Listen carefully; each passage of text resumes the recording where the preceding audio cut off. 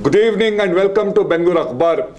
कई दिनों से हमने देखा था कि अभी एक साल भी पूरा नहीं हुआ है कि इस देश को और इस दुनिया को कोविड के खौफ से बाहर आते हुए कि कुछ दिन पहले हमने देखा कि चाइना से एक नया दौर सब जगह डर आ रहा है। जापान में, यूएस में ये कहा जा रहा है कि वहां पे कोविड के केस बढ़ते जा रहे हैं। तो इंडियन गवर्नमेंट ने भी प्रिकॉशंस लेते हुए कई सारे मैंडेटरी रूल्स इंडिया में लेकर आ गए।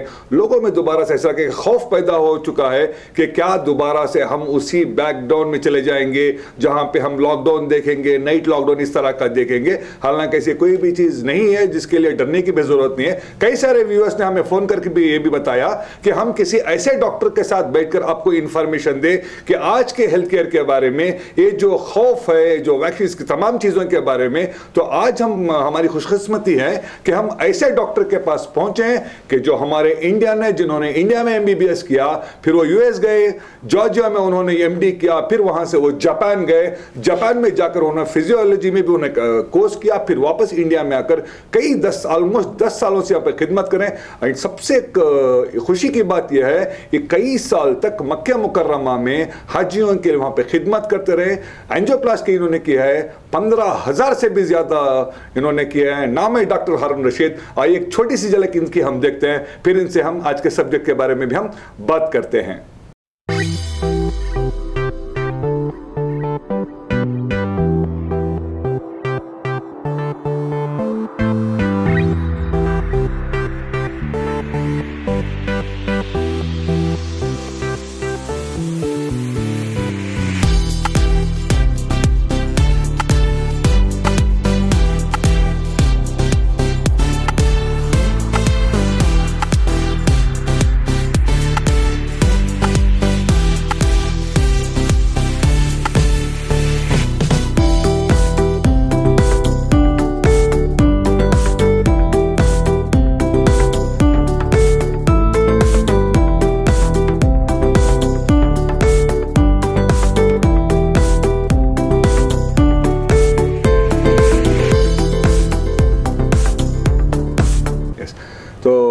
डॉक्टर साहब, वेलकम टू बेंगलुरु अखबार। बड़ी खुशी की बात है कि एक हमारा इंडियन डॉक्टर पूरी दुनिया में जाकर इतनी लोगों की खिदमत करके एक नाम कमा कर आया है। हमारे लिए बड़ी खुशी की बात है बेंगलुरु अखबार में हम आपसे बात करें। सर, सबसे पहले आप मुझे ये बताइए, ये जो लोग जितने भी कार्डियक अरेस्ट से मरते हैं, ये हार्ट अटैक होता क्या है सर, आप जुबान में? बिल्कुल, शुक्रिया कि ये इसमें बुलाकर हैं मुझे जी। तो जो भी हार्ट अटैक बोलते हैं ना, तो उस बीमारी को बोलते हैं जहाँ की ये खून का दौरान, जो एक खून की नाली में जो बंद हो जाएगा सडनली, तो खून का दौरान एक हिस्से में हार्ट के बंद हो जाएगा। अच्छा। तो उस वजह से वो क्या होता है, वो जो हार्ट का मसल है, जो गोश्त है, वो उसको कंटिन्यूसली ऑक्सीजन की ज़रूरत है ब्लड सप्लाई की थ्रू। अगर कुछ ब्लड में स्टॉप हो गया तो जैसे जैसे मिनट्स, एक गोल्डन आवर बोलते हैं हम, 90 minute is the golden minute, उसके अंदर उसको खोलकर ब्लड सप्लाई फिर वापस ये करना, एस्टैब्लिश करना, रिस्टोर करना है। अगर वो नहीं हुआ तो वो मसल मर जाएगा। अब एक खासियत ये है कि हार्ट का मसल एक बार उसको मर जाएगा तो I mean in the sense वो डैमेज हो जाएगा, तो वो फिर रिकवर नहीं होगा। अच्छा। अनलाइक दूसरा जो मसल है, अगर कट हो तो वो रिपेयर हो जाकर फिर वो स्ट्रेंथ आ जाएगी, मगर हार्ट में वैसा नहीं है। इसलिए हम ऑलवेज बोलते हैं time is muscle, meaning time और जो एरिया है उसका डिपेंड होता है। जितनी देर आप करते हैं उतना मसल डेड होते जाएगा। तो इसलिए क्या होता है, वो सडनली उसके वो जब मसल के जो खून का दौरान नहीं जाएगा तो उसमें इलेक्ट्रिकल सिस्टम में थोड़ा ये रहेगा, फ़र्क रहेगा जी। तो हार्ट वेरी इरेगुलर बीट होना शुरू हो जाएगा। अच्छा। वेरी फास्ट बीट होना शुरू हो जाएगा या वेरी स्लो हो जाएगा। तो इस वजह से जब अक्यूट जब इंटरवेंशन नहीं किया तो हार्ट स्टॉप होने के चांस रहते हैं। इसको बोलते हैं heart attack, because of blood lack of blood supply. अच्छा सर, हमारे देश में एक बड़ा सा डिवाइड है सर, अमीर और गरीब का। कुछ अमीर हैं, कई सारे गरीब हैं।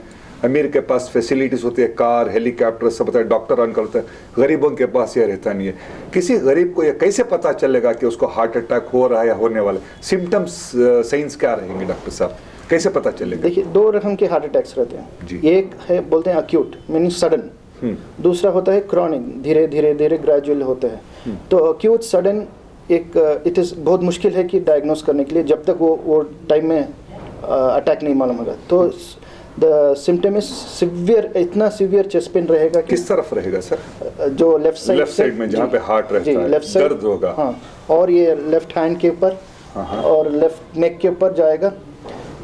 ये थोड़े सिम्टम्स हैं। जी जी। तो ये अक्यूट हो जाएंगे कि इतना शदीद दर्द रहेगा कि वो डेफिनेट डॉक्टर को जाएगा। और अगर गैस्ट्राइटिस रहा तो वो संभाल लेगा, मगर ये जो हार्ट अटैक का पेन रहेगा वो संभाल नहीं पाएगा, तो डॉक्टर को बिल्कुल जाएगा वो। तो this is the first symptom that या हाँ ये शायद हार्ट अटैक है करके, तो इससे बोलते हैं अक्यूट, सडन जी।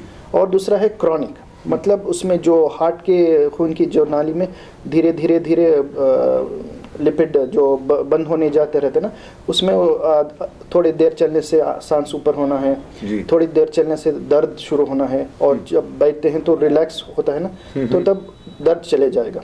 ये सिम्टम्स हैं आने वाले हार्ट अटैक या तो it will take time, like maybe 3 महीने 2 महीने। तो इट इज़ बेटर कि आप प्रिकॉशंस लेने, तो जैसे कि टेस्ट्स करना है, there are very stress test है, इकोकार्डियोग्राफी है, थोड़े ब्लड टेस्ट है, सीटी कोरोनरी एंजियोग्राम है, ये सब हम ऐसे इससे देख सकते हैं। मगर सडन को हम there is no actual test that okay आपको सडन होएगा या नहीं होगा, क्योंकि कभी भी किसको भी आएगा वो, it is sudden clot.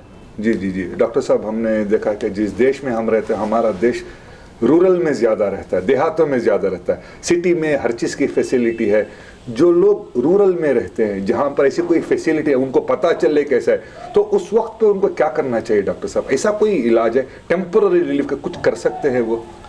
Basically कि क्या है, जब हार्ट अटैक होगा तो उसको हम ब्लड जो क्लॉट हो जाता है ना, वो जो जाकर बंद करता है उनकी नाली को, उसको हम पिघलाना है और उसको रिलीज करना है। तो आज द बेस्ट ये है कि there are few tablets like aspirin, जो डिस्प्रिन 325 mg आता है जी जी, और एक क्लोपिडोग्रिल 4 टैबलेट 75 mg के जी, और एक एटोरोस्टेटिन 80 mg, ये खाकर उसको ये this are known as at least वो जो क्लॉट को है ना थोड़ा ये करेगा, उसको स्टेबलाइज करेगा।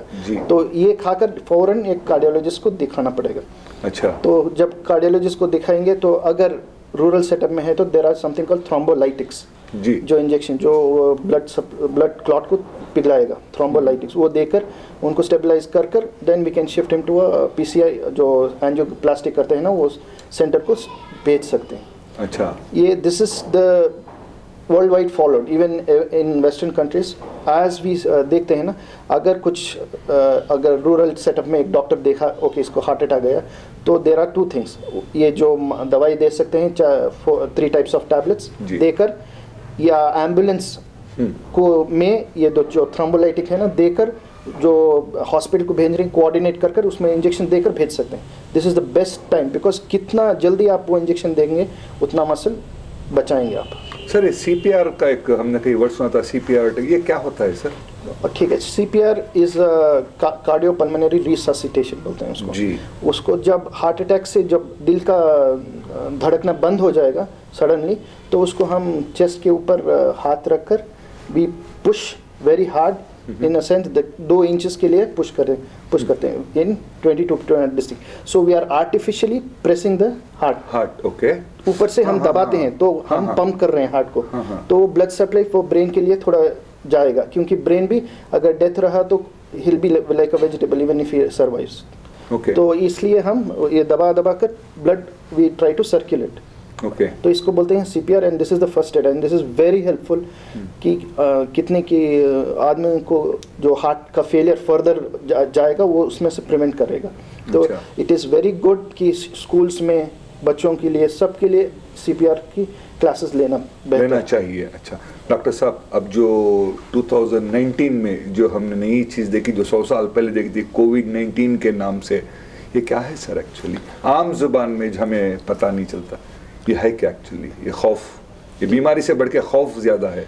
कोविड वैक्सीन तो इट इज है, बीमारी है, कोविड है जी, कोविड बीमारी है, क्योंकि वायरस है, इम्यूनोलॉजिस्ट ने सब उसको डिफरेंशिएट किए हैं, वे हैव आइडेंटिफाइड कि ये वायरस है। तो अब मुझे पूछे तो कार्डियक के जो दिल के इसमें से है, जो दिल को ये करता है वो क्या है, जो कोरोनरी आर्टरीज को है ना, जो खून की नाली है दिल की, उसमें उसको इन्फ्लेमेशन करता है, मतलब उसको एक्साइट करता है। अच्छा। ब्लड सप्लाई में, तो उसको ब्लड क्लॉट्स होने के चांसेस रहते हैं। ये एक रीज़न है कि कोविड का death because of cardiac. Okay, sir ये फेफड़ों पे असर करता है या दिल पे करता है सर? ये जो वायरस है हर जगह करता है, हर जगह करता है। मैं सिर्फ क्योंकि कार्डियोलॉजी लंग्स में भी जहाँ ब्लड क्लॉट्स में जहाँ तक ये अटकत हैं तो डेफिनेटली लंग को भी अफेक्ट करेगा, किडनी को भी अफेक्ट करेगा, हर चीज़ को अफेक्ट तो मल्टी ऑर्गन फेलियर के चांसेस ब्लड सप्लाई रहता है उसको इन्फ्लेमेशन की वजह से वो होता है। अच्छा सर, ये एक हम लोगों में सुने मिथ कहें क्या कहें कि जो वैक्सीनेशन का जो हुआ, India has attend 95% plus vaccination. अब एक नया खौफ हम देख रहे हैं सर, कुछ दिनों से कहीं कोई मरता है तो इतना सोशल मीडिया में सर्कुलेट करते हैं कि 25 साल का लड़का ऐसे ही जिम करते करते मर गया, 30 साल का लड़का वॉक करते करते सडन कोलैप्स होकर मर गया, इसका दिल का दौरा इसलिए पड़ा कि उसने कोविड का वैक्सीनेशन लिया था। ऐसे मिथ फैला रहे कि जो नहीं ले रहे वो भी वैक्सीनेशन नहीं ले रहे। आप क्या कहेंगे इस बारे में सर? देखिए, ये न्यूज़ है, मगर जब अमेरिकन हार्ट एसोसिएशन वाले जो पब्लिश करें हैं, जो स्टडी करें हैं, हाँ कोविड में से यंग जनरेशन को post vaccines there are affecting there उसको जो उनके ये हैं उसको इफेक्ट कर रहा है। ये स्टडी पब्लिश होकर है अमेरिकन हार्ट एसोसिएशन में। अगर ये जो स्टडी होकर है it is only for 2 weeks, जब वैक्सीन लेकर 2 वीक्स के बाद ये जो इंसिडेंट्स हैं ज़्यादातर यंग आदमियों में हार्ट अटैक्स के चांसेस होने के हैं। तो ये क्या वो रीज़न बोलते हैं कि डिहाइड्रेशन का एक रीज़न बोलकर है वो। दूसरा स्ट्रेस, जो भी अब कोविड का है ना, स्ट्रेस इज़ एक्चुअली वो हार्ट के ऊपर और भी ये कर रहा है। तो इस वजह से अमेरिकन हार्ट एसोसिएशन ने कहा है कि कोविड वैक्सीन से हार्ट अटैक्स हो सकते हैं कि बिकॉज ऑफ दिस। बट इसका मतलब नहीं है कि कोविड वैक्सीन नहीं लेना है, क्योंकि कोविड वैक्सीन नेक्स्ट जो इन्फेक्शन होता है ना, उसका जो इंटेंसिटी है बहुत कम कर है। अच्छा। जैसे फर्स्ट वेव में आया तो बहुत आदमी मरे हैं, सो सेकेंड वेव में जो कोविड वैक्सीन लेकर हैं नहीं लेकर हैं, तो जो कोविड वैक्सीन लेकर हैं उनका जो इंटेंसिटी था बहुत कम था, the level of severity. Okay. इसमें जो नहीं लेकर हैं तो सिवियर बहुत था। तो it works more like a protective cover, like a helmet. जी, तो लेना जरूरी है जी, वैक्सीनेशन लेना। सर ये बूस्टर डोज क्या होता है? बूस्टर डोज, क्योंकि वैक्सीन का जो इफेक्टिव ये है it is for 6 months, for 8 months based on various vaccines. तो इसलिए हम बूस्टर देते हैं क्योंकि उसको और भी एडिशनल सपोर्ट देंगे, क्योंकि इसका इफेक्टिवनेस चले जाएगा। और एक ये है कि बूस्टर जो अब जैसे वेरिएंट्स आ रहे हैं B27, तो उनको भी डिफरेंट वैक्सीन्स देना चाहिए। जैसे हम यूजुअली दे रहे हैं आजकल, लाइक फॉर किड्स इन्फ्लुएंजा, हर एक 2 years को एक इन्फ्लुएंजा का नया वैक्सीन आएगा जी। तो इस सेम में the Covid vaccine also is working. तो जो भी गवर्नमेंट का प्रोटोकॉल आता है, जब भी गवर्नमेंट से कहा जाता है कि इस तरह का वैक्सीन लेना है तो हमें लेना ही है, वो हमें मदद बेहतर है, वो लेने से हमें प्रोटेक्शन मिलेगा। ओके, प्रोटेक्शन मतलब उसका सीवियरिटी कम रहेगा, सीवियरिटी कम होगी, आएगा लेकिन सीवियरिटी कम। गिरेंगे तो हेलमेट के साथ गिरेंगे, मार कम पड़ेगा, गिरेंगे तो मार तो लगता ही लेकिन कम पड़ेगा। ओके डॉक्टर साहब, अभी जिस तरह की हमारे लाइफ के हैबिट्स हैं, पर्टिकुलरली नौजवानों में और घरेलू औरतों में, ये इंडियन औरतों में कल्चर है कि जब तक उनका दर्द सीवियर नहीं होता वो कहीं जाती नहीं, वो इतना फैमिली में इन्वॉल्व रहती हैं। How to keep ourselves healthy, क्या करना चाहिए कि नौजवानों को, लेडीज़ को पर्टिकुलरली सर? मोस्टली नौजवान और लेडीज़ है एक्सरसाइज कम करते हैं probably.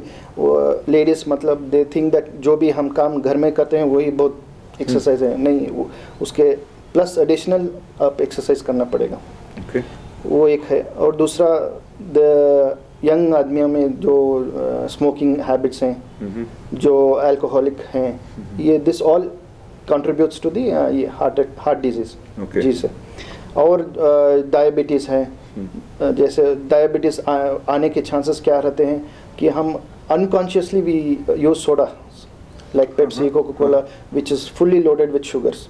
Okay, it is almost like 55 grams of sugars we हम डेली यूज़ करते हैं। तो that is the reason for early diabetes. वो उससे डायबिटीज़ डेफिनेटली आ जाएगा।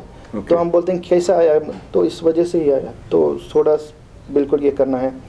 डाइट में सोडियम जैसा सॉल्ट रहता है उसको कम करना है, देन स्ट्रेस और नींद, ये दोनों भी वेरी इंपॉर्टेंट है, जो आजकल नौजवान और लेडीज़ नहीं कर रहे हैं क्योंकि because of social media they are always hook to the phones, then in mobile you know lack of physical activity because पूरा सब इधर ही आ जाएगा था।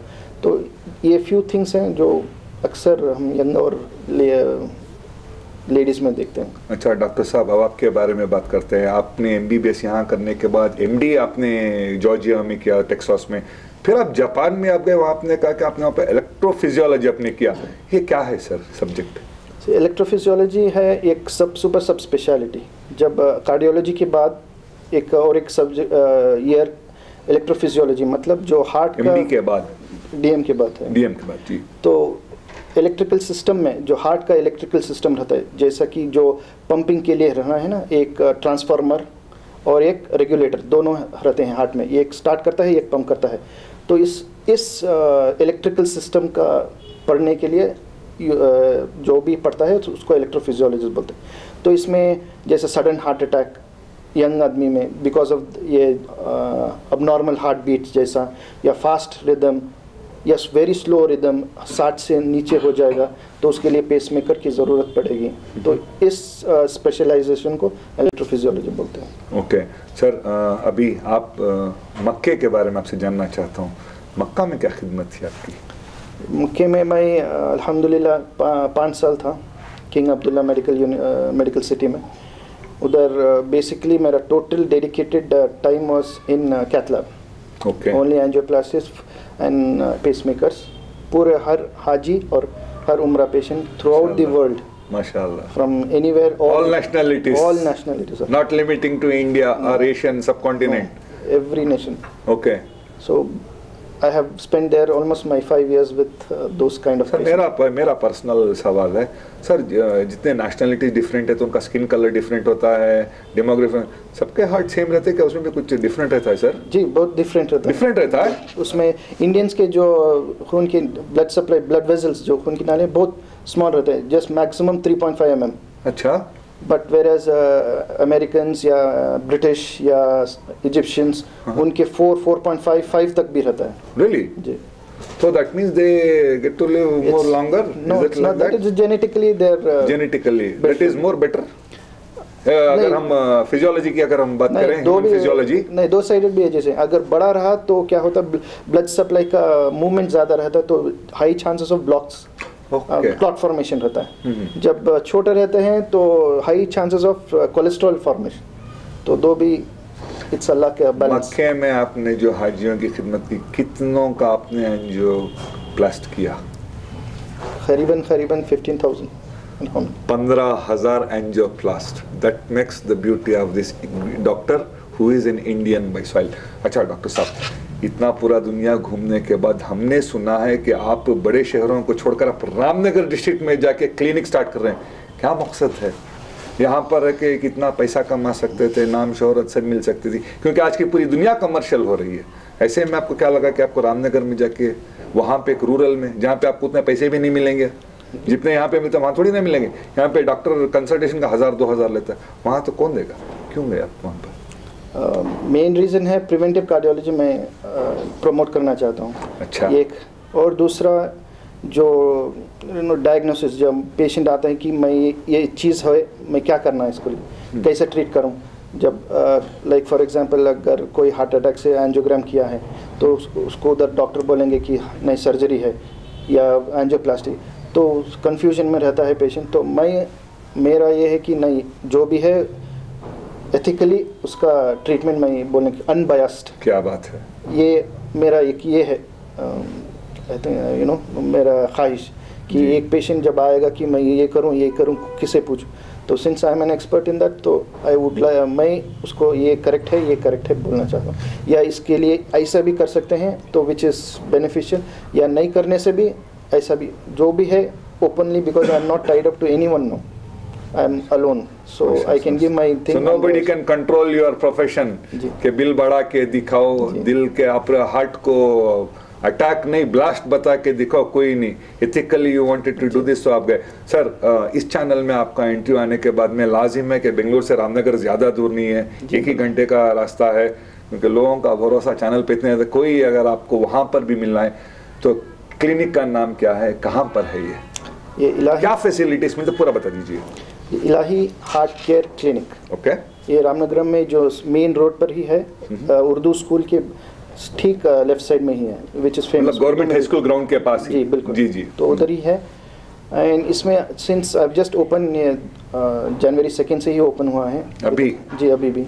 तो basic I have just kept basic things like in ECG, and जो भी ECG भी है मेरे पास, it is one of the world's best ECG from Switzerland, which is far more superior than any this thing ECGs, and is equivalent to any major hospital. Okay. So no compromise in the quality of the this thing. And inshallah as जैसे जैसे बढ़ूंगा तो दूसरे भी चीज़ें I am trying to acquire, तो मगर fill वक्त फिर भी हमारे क्लिनिक में हर एक रकम का कार्डियक असेसमेंट हो जाएगा इंशाल्लाह पूरा। जी, almost non intervention. Sir preventive अगर मेरे जैसे हेल्थी लोग भी अल्हम्दुलिल्लाह हम भी आ सकते हैं अपना हार्ट के बारे में चेकअप करवाने के लिए। बिल्कुल, मैं actually have tied up with another this where हम डायग्नोस्टिक के साथ जो हम टीएमटी को सब कर मैं ही खुद करूँगा, वो अनदर बेनिफिशियल है कि खुद एक डॉक्टर करेगा। दूसरे इंस्टीट्यूशन में लाइक जूनियर्स या टेक्नीशियन सब करते रहे, मगर here I will do it my self. Okay sir, Bengaluru में इन सर्विसेज की जो कॉस्टिंग है रामनगर में कितना डिफरेंस है? There is marked difference. If you compare, like for example, अब ECG है, it is barely just 200 rupees. सिर्फ 200 रुपीज़, ओके। और दूसरा इको भी जैसा बेंगलोर में इको इस 3,500 तक जाएगा, उधर आई थिंक 2,000 ही मैं रखा हूँ। ओके। और जो भी वहाँ से any kind of follow up patients हैं, instead of going to Bangalore, coming to Bangalore, उसका जो खर्चा रहता है जाने आने का, रहने का, तो that is itself is costly. ये एक प्रिवेंट हो जाएगा, इधर ही रामनगर में खुद ये चले जाएंगे। And planning to put even a sleep, not planning, I do have a sleep lab also. Okay. जो it is again a very like जैसे blood pressure, uncontrolled blood pressure, obesity के लिए, तो ये भी ऑलमोस्ट टेस्ट बेंगलोर में आपको 20,000 के करीब पड़ेगा, बट मैं 10,000 को ही दे रहा हूँ हाफ रेट में। वो भी बिल्कुल सिटी अपने रामनगर में, no need to go to Bangalore, do the test, come back, इधर ही सब हो जाएगा। सर आप बेंगलोर से डेली आप रामनगर जाके डेली आएंगे, तो पूरा हफ्ता रहेगा, टाइम शेड्यूल कैसा रहेगा सर? अब फिल वक्त मैं मंडे से थर्सडे रहूँगा, 4 days a week। कितने बजे से कितने बजे तक? 11 AM till 3 PM। तो कोई भी आना है तो अपॉइंटमेंट लेके आना है या वो डायरेक्ट वॉक इन भी आ सकता है? वो डायरेक्ट भी वॉक इन भी रहेगा, but appointment will be better. तो आपका नंबर हम डिस्प्ले कर सकते हैं बिल्कुल as of now. Thank you so much doctor साहब इतना बात करने के लिए। तो दोस्तों एक सबसे इंपॉर्टेंट बात मैं आपको यह बताना चाहता हूं, इस मुल्क में नहीं इस दुनिया में 2 basic necessities of a human being, education, health care, आज कमर्शियल हो चुका है। कोई भी आप स्कूल जाएंगे 1000 में नहीं लाखों तक चले गए नर्सरी बच्चों के लिए। ऐसे हेल्थ केयर ऐसी है कि 1000 के जाकर 10-10 लाख के बिल कर देते हैं। डॉक्टर साहब ने एक बड़ी अच्छी बात ये कही कि मैं किसी के कंट्रोल में नहीं हूं, कि एथिकल ट्रीटमेंट में देना चाहता हूं, एथिकल असेसमेंट देना चाहता हूं कि अगर आपके यहाँ सिर्फ उतना ही प्रॉब्लम तो उतना ही एग्जॉजरेट करके नहीं बताएंगे। ये सबसे इंपॉर्टेंट बात है और आपको भूलना नहीं चाहिए।